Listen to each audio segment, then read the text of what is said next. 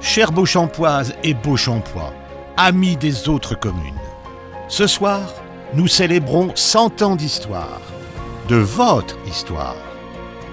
1922, il y a 100 ans, le président de la République, Alexandre Millerand, promulgue une loi créant la commune de Beauchamp. Louis Bousquet en devient le premier maire. Mais votre histoire remonte à beaucoup plus loin.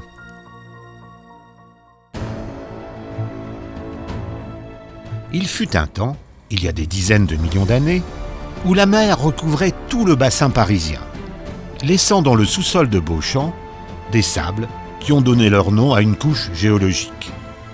Plus près de nous, les Romains y sont passés, empruntant une voie qui reliait Lutetia à Rotomagus, c'est-à-dire Paris à Rouen, et qu'on appelle aujourd'hui la chaussée Jules César. Les Gaulois y étaient installés à proximité, sur un site qui, dénommé en latin Bellus Campus, aurait donné le nom de Beauchamp.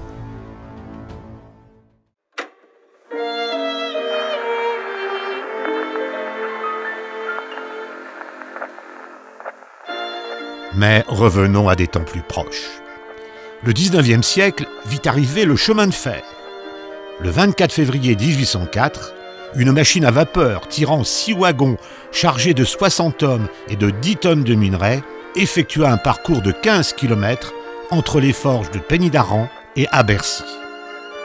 42 ans plus tard, en 1841, le tracé de la ligne Paris-Lille est arrêté. Elle passera directement sur le territoire du hameau de Beauchamp. Elle est inaugurée le 20 juin 1846 et l'année suivante, une station est créée sous le nom de gare d'Herblay, qui deviendra à la fin du siècle la gare de Montigny-Beauchamp. L'arrivée du chemin de fer bouleverse la vie du territoire qui appartient alors à la commune de Taverny, principalement composée de landes et de forêts. En 1860, il ne compte encore que 3 habitations et 17 habitants. Séduits par le site et la proximité de la capitale, de nombreux Parisiens viennent s'y installer et constituent ce qui va devenir le cœur ancien de Beauchamp.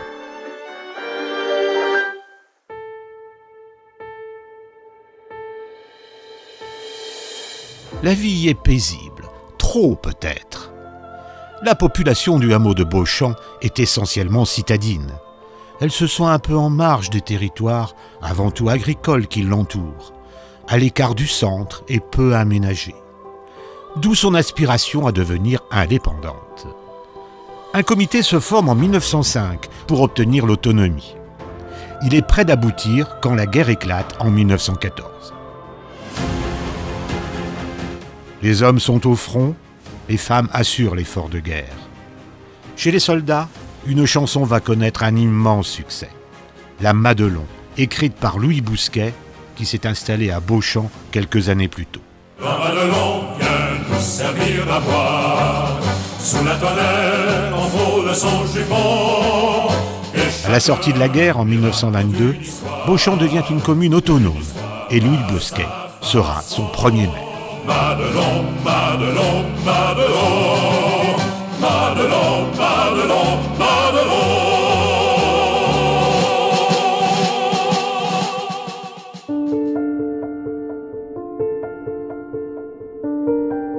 La première école sur le territoire de Beauchamp est créée en 1892. Elle est à l'origine de l'actuelle école Anatole France. En 1920, monsieur et madame Chenet sont nommés à Beauchamp.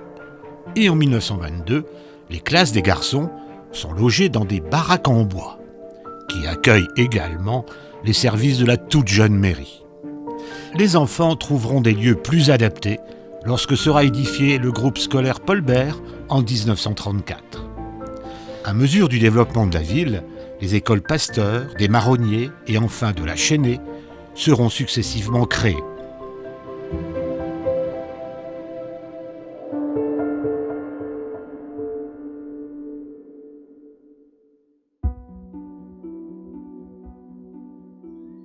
Créé dans un environnement qui, jusqu'au milieu du XIXe siècle, était exclusivement naturel, Beauchamp a conservé de ses origines un caractère verdoyant qui lui donne son originalité.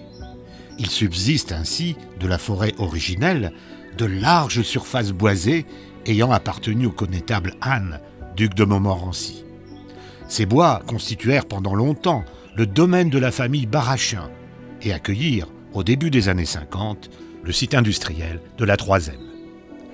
En 2022, après la fermeture de l'usine Troisième, un accord intervient entre le repreneur industriel Vectura, la communauté d'agglomération Valparisis et la commune.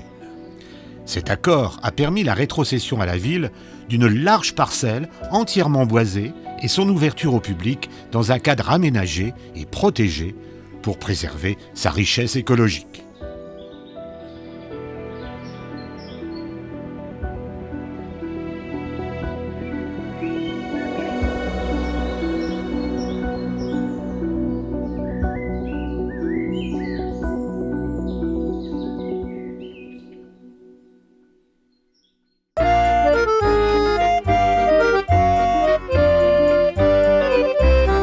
La vitalité des commerces de proximité est un facteur clé du dynamisme communal. Ce sont des lieux privilégiés de contact et de rencontres qui favorisent la communication entre les habitants. Le marché de Beauchamp est très ancien, mais la création de la commune lui donne un nouvel essor qui se concrétise par l'édification du marché couvert en 1934. C'est autour du site du marché, autrefois nommé Square Delpierre, entre le carrefour de la gare et le carrefour Delcroix, que se développe le réseau des commerces qui constitue encore le cœur de ville de Beauchamp.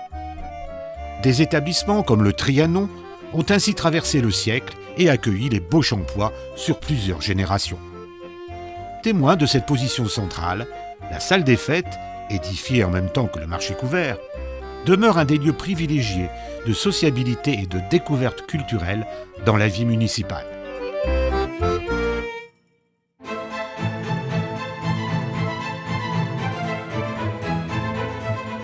Après le château de Beauchamp, mentionné en 1638, la plus ancienne maison serait la villa de la Plaine, qui subsiste encore, avenue Hébert. C'est entre 1850 et 1900 que s'édifièrent les premières demeures du hameau de Beauchamp. De cette époque date le château de la Chênaie, les Chimères et bien d'autres constructions privées remarquables. De cette époque également, l'emblématique avenue des Sapins, dont l'originalité et le charme servirent de longues années à vanter Beauchamp dans les tracts des aménageurs immobiliers. Vint ensuite le temps des lotissements, qui ont donné et donnent encore aujourd'hui à la ville son caractère résolument pavillonnaire. Cette urbanisation s'est poursuivie progressivement après la fin de la Seconde Guerre mondiale. Afin de répondre à la demande toujours croissante de logements, des ensembles collectifs se sont ajoutés aux habitats individuels, depuis les résidences du Stade et de Ningé-Sérécoly jusqu'aux plus récentes, actuellement en voie d'achèvement.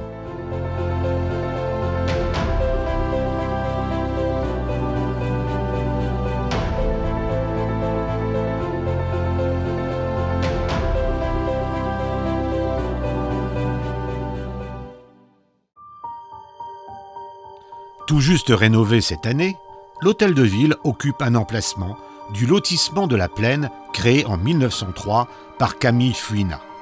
Mais les services de la mairie n'occupèrent pas toujours ces lieux. Ils furent d'abord installés, à la création de la commune, dans un baraquement de l'école des garçons, puis, 4 ans plus tard, déménagèrent au château de la Chênaie. C'est en 1965 qu'ils furent transférés dans ce bâtiment industriel édifié en 1911. Auparavant, il avait abrité une usine de cosmétiques, la parfumerie Germandré, puis, à la fin des années 20, une fabrique de boutons en Corozo.